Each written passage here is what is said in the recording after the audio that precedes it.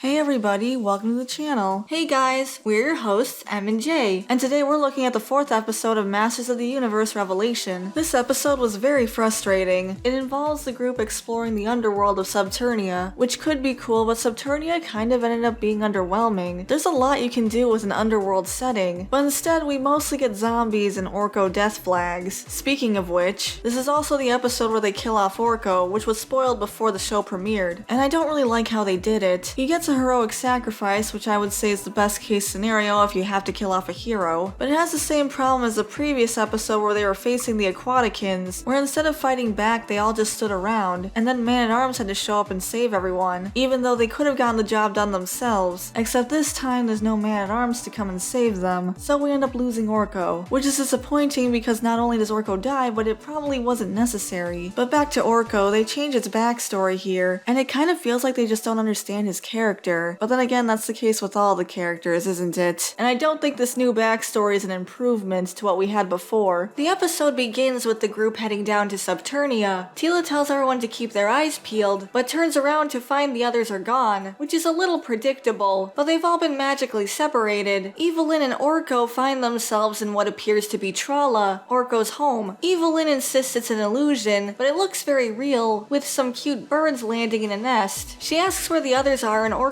tries a spell to find them, but he ends up murdering the birds, and then they just kind of move on. I mean, Evil-lyn probably wouldn't care, but if Orko's a hero, you'd think he would. But Orko's magic actually works really well on Teela, so this probably is just an illusion, and those birds aren't real, so I guess it's fine. Andra, Roboto, and Beastman end up in this pretty generic-looking zombie hellscape. It's very barren, littered with skeletons. It's about what you would expect, which is a little disappointing because this is Masters of the Universe. You'd think they could get a little more creative with this. Beastman is freaking out because Evil-lyn isn't here, and he just has to be by her side at all times or else he'll start screaming. On the other hand, Evil-lyn is just wondering where everyone else is, and never mentions him specifically, so she doesn't seem to care all that much. Why is being obsessed with Evil-lyn his only characterization? Roboto scans for other signs of life, and doesn't find any, but I don't know what they were expecting. They are in the land of the dead after all, and yet they're shocked to see 3 monsters watching them. Meanwhile, Teela ends up alone, because she's the main character, and runs into Scarglow, who runs this place. This is actually his first animated appearance. At least he actually gets to do stuff, unlike Clampchamp. Teela mistakes him for Skeletor, so he introduces himself, and he says that she's full of anger, but it's masking fear. She explains that she's looking for a sword, and although she doesn't specify which one specifically, he pulls out the one that she wants. She reaches her hand out to accept it, although she probably should have known that there was going to be a catch. He says he'll give it to her in exchange for all of her fear. She acts tough, claiming that she fears nothing, but he won't accept anything less, so she agrees in exchange for the sword and the safe passage of her and her companions. So he throws her down the Well of Darkness, where she has to fight her inner demons. If she wins, she gets what she wants, but if she fails, she'll have to spend the rest of eternity with him in hell. So the stakes are high, but I don't have enough personal investment in the story to actually care. No offense. Meanwhile, Evil-lyn and Orko do some investigating, and they discover that the source of Trollan magic has dried up, and all the Trollans are gone. Evil-lyn says that all the magic in the universe is dying, but wonders why they're being shown this. And Orko is afraid this isn't just an illusion, since that could mean he's the last Trollan, and that he killed those birds. That's actually just my concern. It's never brought up again. Personally, I don't think they have to worry. This is hell. Dark visions are to be expected. And secondly, they're already on a mission to get all the magic back. Just focus on that. We're given Orko's new backstory. He didn't actually need a new backstory. It's just that the writers really didn't like him. So they worked hard to make him extra pathetic so that the audience will feel bad for him, so they can kill him off later, and make the audience angry. In the original show, Orko was actually the most powerful of all Trollans, and he was excellent with magic, but when he came to Eternia, magic works differently, and that's why his magic is all over the place. In his new backstory, his parents wanted him to be great and powerful, so they named him Oracle. They were very disappointed when it turns out he's actually the least of the Trollans, and was always terrible with magic, so they were relieved when he was a child and wasn't able to say Oracle, so he just said his name was Orko, and it stuck, so at least the shame his parents felt could be slightly lessened, and they can maximize the audience manipulation when he's able to finally use his magic properly, only to die for it. Then Evil-lyn uses her magic for a light show, talking about how other people don't get it, they see it as sorcery, but it's magic. Which is fine, I guess, but she probably shouldn't be using her magic for parlor tricks, since it's limited. Then they get attacked by a giant generic shadow monster, which is disappointing because originally it looked like a bunch of shadows of Trollins, and then they all came together to form this big beast guy. They were so close. Would it really hurt to make these nightmares more personal? Evil-lyn tries to blast it, but she's out of magic, so their only option is to run. Orko and Evil-lyn manage to hide from the monster and lament at how helpless they are, since Lyn barely has any magic left and Orko always sucked. Orko says he's useless, but Evil-lyn says that sounds like his parents talking, since she was listening to his sad ramblings all that time. This episode is magic user bonding time. It cuts back to Teela, who finds herself alone in an empty room. She's impatient to get this over with, so she calls out to Scarglow saying she's waiting, only to be confronted by an evil version of He-Man, which is pretty predictable, but the two of them spar. In the meantime, Andra Roboto and Beastman are fighting off zombies. Probably one of the most generic enemy types. There's not even a twist to them, like they're zombies of people they know or something like that. They have the opportunity to get really creative with the designs, but this isn't exactly Dante's Inferno. Roboto takes off the poncho he was wearing. I wonder why he was wearing that to begin with. Maybe so it'd be easier on the animators? But he starts blasting away at the zombies, apologizing the entire time, despite the fact that they're dead, and probably can't hear him anyway. But he deduces that these beasts are attracted to fear, and they're probably swarming them because Andra is afraid. She asks why he isn't afraid, even though it's pretty obvious it's because he's a robot, and wasn't given artificial intelligence advanced enough to simulate emotions, which he informs her of. She says she envies him since it's hard to fight when you're scared, and he comments that that's an enlightening statement to him, which gives Andra an idea. Meanwhile, back with Teela's test, she's getting a few hits on the evil He-Man, but he starts taunting her, saying that she's always been alone, and he never trusted her. She basically repeats what Cringer said to her back in episode 2, but he keeps taunting her and starts to get the upper hand, saying that she's inadequate and she'll always be alone, all because of a secret he told everyone except her, which isn't true at all. She's alone because she pushed everyone else away, and it's not that he told everyone but her. He never told his parents, but the queen figured it out on her own, and half of the others found out by accident. Teela's been acting so entitled about all of this. She eventually starts to succumb to the fake He-Man's taunting. Then things go a bit off the rails in my opinion. The vision changes to be Teela in her old uniform. It says it was playing into her feelings of abandonment because it assumed that was her fear, but now it claims that her true fear is being too exceptional, and she pretends to be ordinary so she can hide from her true potential. What? I think it would have worked better if they had just stuck with her being afraid of abandonment. Instead, she's just so awesome she doesn't know what to make of it. Kind of makes her come off as conceited. Anyway, Scarglow reveals himself and is about to feed off of her, but she starts monologuing about how even though she is super awesome and doesn't understand it, that doesn't mean it controls her. And then she basically gets superpowers and defeats Scarglow by controlling her fears and using it against him. It kind of reminds me of those dream sequences where people are in a nightmare and are being subjected to horrible things, but then they realize that it's their nightmare, so they should be able to control what's going on, and then they're able to flip the tables. But they're not in a dream world. This is supposed to be hell. But she somehow got this magic power-up where not only was she able to defeat him by using fear, even though he was going to eat that, but she also manifests the sword that she was looking for in her very hands. She also gets this pretty cringy line that's supposed to be cool where he asks what she is, and she says that she's his worst nightmare. But then none of this really matters in the end, because even though they had this whole scene going on about how super special awesome Teela is, she totally drops the ball in the episode's climax, and ends up letting Orko die. Frankly, I don't see why they didn't just let this be the climax, but I digress. Back with Orko and Evil-lyn, they end up using the power of friendship to blast the shadow away. Don't get me wrong, I'm all for the power of friendship, but that was a lot of magic for two people who are basically running on empty. And sure, they've been bonding a bit this episode, but are they really friends? But whatever, it's over. For now anyway. Elsewhere, Andra hooks wires up to Roboto, and he's able to blast away all the zombies, which makes more sense than the power of friendship, and everyone is able to regroup, with Teela who now has half of the Sword of Power. Evil-lyn asks to see it, but Teela won't give it to her, so Evil-lyn asks her if she knows how to find the other half. So Teela hands it over and Evil-lyn is able to open a portal to Preternia. This takes up the rest of her magic, which conveniently keeps her from saving Orko's life. Since Scarglow shows up again out of nowhere, it doesn't make any sense since he's already been defeated, but here he is. The group tries to run for it. Personally, I think they can take him, but he wraps all their legs up, except for Orko, who's floating. All of their arms are free, but they're all acting like they're so helpless. I mean, Roboto has a laser arm cannon, and Andra has a laser and grenades, but they're all completely helpless to Scarglow's attacks, which leaves Orko on his own. Despite the fact that his magic has never worked right, suddenly it's working perfectly, and he's able to protect the others and attack Scarglow. Evil-lyn is the only one who actually tries to help, but she's out of magic, and everyone else just stands around and watches. Even after Teela frees herself, she still just stands there. What happened to those fear powers she had earlier? I mean, Scarglow is an already defeated enemy. This is embarrassing. So Orko gets stuck sacrificing himself, while everyone else gets shoved through the portal, with Evil-lyn being the only one who had an actual excuse to not help, since she's too weak from opening the gate to heaven, but also the only one who tried to help. So they get thrown out of Subternia and the gate closes behind them. Thanks for nothing, guys. But to add some dramatic flair to the situation, a piece of Orko's scarf flies out of the portal, and Teela grabs it. Evil-lyn's actually pretty torn up about losing Orko. I guess that little side quest they had in Fake Trolla really got to her. But as if things weren't bad enough, Teela and Andra decide that this is all Evil-lyn's fault, despite the fact that she was literally the only one who tried to stop it. Teela says that Lyn should have been the one to die instead of Orko, and then pulls her sword on her. Our heroes, everybody! Just when I thought they couldn't get more annoying. So they're about to brawl when suddenly Adam shows up, and that's where the episode ends. At least he stopped them from fighting for no reason. Oddly enough, this episode was surprisingly boring despite the fact that it mostly took place in hell. I guess it's cool we finally got to be introduced to Scarglow, but he was pretty generic, like a less interesting version of Pennywise. Meanwhile, the heroes continue to fall flat. I don't know why they keep just standing around instead of acting, and this time it got Orko killed, which sucks because he was the most likable character. I think the writers were a little too focused on getting him killed off, since they had a bias against him, which we went over in our previous video discussing Orko's death, but ended up really making the other characters look bad, especially Teela and Andra's reaction to it. They seriously had the nerve to attack Evil-lyn when they're the ones who didn't act when they could have, but no, they just stood around and let Man-at-Arms or Orko pull all the weight in these fights, which is doubly ironic since this episode went out of its way to praise Teela the way it did, talking about how even she is impressed with herself, to the point where she's basically afraid of her own potential. Then she tells Scarglow that she's his worst nightmare only for him to come back and she's totally helpless against him, and terrified. But it's Orko who says he's not afraid while he's sacrificing himself. Did they not realize how bad this made Teela look? But they still expect us to side with her and put her up on this pedestal. It's just annoying for them to keep insisting that she's great, but they pretend that this version is so much better than the original. What a shame. But that's our opinion. What do you guys think? How do you feel about Orko's death? Do you think it was worth it? What did you think of Scarglow? Leave your comments down below. We'd love to hear from you. Thanks for watching. We really appreciate it. Before we go, we want to give a shout out to our members: Caleb Nelson, Subternia, Tyrant Carnivore, Adam K, Shiny Orc Boy, The Rabbit Mancer, Hunter Rose, General Bolivar, Depth Charge Media, Samaru163, Kopitio Bozinski, Gabby Hime, Sandy Martin, Verdant Range, Butcher7 Actual, Dashhound, Bandito Bane, JVR, Hussyman42, Nixel, and Eric Griffin. Thank you all so much for your support. If you want to become a member, you can hit the join button next to the subscribe button. And if you enjoyed the video, you can leave a like and subscribe to the channel. That helps us out a lot too. And it's free. We also have a Buy Me Coffee if you want to support us that way. Thanks again for watching, and we'll see you in the next episode. Bye everyone. Bye guys.